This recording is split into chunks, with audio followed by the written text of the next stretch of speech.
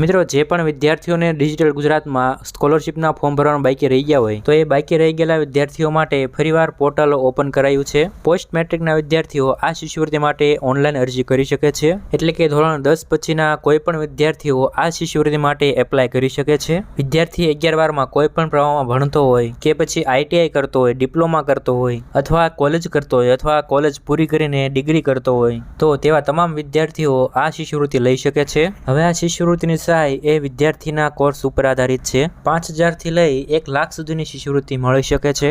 તો આ શિષ્યવૃત્તિ માટેના ફોર્મ ભરવાનું ચાલુ થઈ ગયા છે।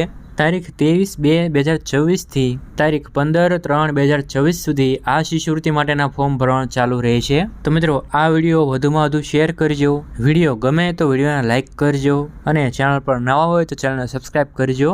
તો મિત્રો આ શિષ્યવૃત્તિ લેવા માટે ધોરણ 10 પછીના તમામ વિદ્યાર્થીઓ અરજી કરી શકે છે। શિષ્યવૃત્તિનું નામ છે પોસ્ટ મેટ્રિક શિષ્યવૃત્તિ યોજના। SC, ST અને OBC જાતિમાં આવતા વિદ્યાર્થીઓને આ શિષ્યવૃત્તિ આપવામાં આવે છે। તો મિત્રો આ શિષ્યવૃત્તિ માટે ઓનલાઈન ફોર્મ ભરવાનું રહેશે। ડિજિટલ ગુજરાત પોર્ટલ ઉપર આ ફોર્મ ભરવાનું રહેશે। તો આ શિષ્યવૃત્તિ લેવા માટે ડોક્યુમેન્ટ્સ મહત્વના છે કે તમારી પાસે પૂરતા ડોક્યુમેન્ટ્સ હોવા જોઈએ, ડોક્યુમેન્ટ્સ અપ ટુ ડેટ અને ડોક્યુમેન્ટ્સમાં કોઈ ભૂલ ન હોવી જોઈએ। તો ઓનલાઈન ફોર્મ ભરતી વખતે કયા ડોક્યુમેન્ટ્સ જરૂર પડશે એની વાત કરીએ।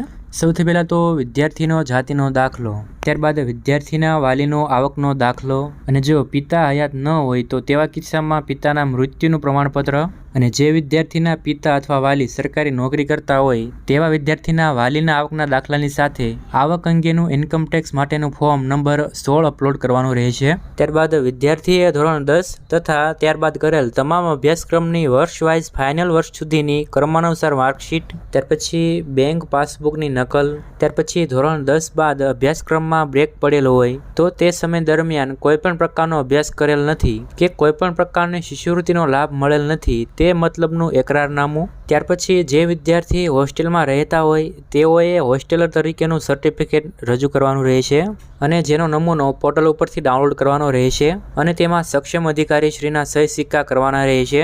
ત્યારબાદ જો વિદ્યાર્થી દિવ્યાંગ હોય તો તે અંગેનું દિવ્યાંગતાનું પ્રમાણપત્ર, ત્યાર પછી વિદ્યાર્થીએ ભરેલ ફીની પહોંચ, વિદ્યાર્થીના પાસપોર્ટ સાઇઝનો ફોટો, ત્યારબાદ વિદ્યાર્થીનીના પરિણીત કિસ્સામાં લગ્ન પ્રમાણપત્ર, ત્યાર પછી આધાર નંબર, ત્યારબાદ જરૂર પડે જિલ્લા અધિકારીશ્રી દ્વારા માંગવામાં આવતા અન્ય આનુષાંગિક પુરાવા। ત્યાર પછી મિત્રો એક નોંધ આપેલી છે, વિદ્યાર્થીઓને ખાસ જણાવવામાં આવે છે કે ફક્ત ઓરિજિનલ ડોક્યુમેન્ટ્સ સ્કેન કરી અપલોડ કરવાના અને જો કોઈ ડોક્યુમેન્ટ્સ ઓરિજિનલ ઉપલબ્ધ ન થઈ શકે તેમ હોય તો જ નકલ અપલોડ કરવાની છૂટ આપવામાં આવશે। ત્યારબાદ ફોર્મ સંસ્થામાં જમા કરાવતી વખતે જે ડોક્યુમેન્ટ્સ અપલોડ કરેલ હોય તેની સ્વપ્રમાણિત નકલ સહિત સંસ્થામાં ફોર્મ આપવું। તો મિત્રો તમે જોયું કે ફોર્મ ભરતી વખતે કયા ડોક્યુમેન્ટ જરૂર પડશે। તો મિત્રો આ વિડીયો દરેક વિદ્યાર્થીના વાલી સુધી પહોંચાડજો, વિડીયોને લાઇક કરજો અને ચેનલને સબસ્ક્રાઈબ કરજો।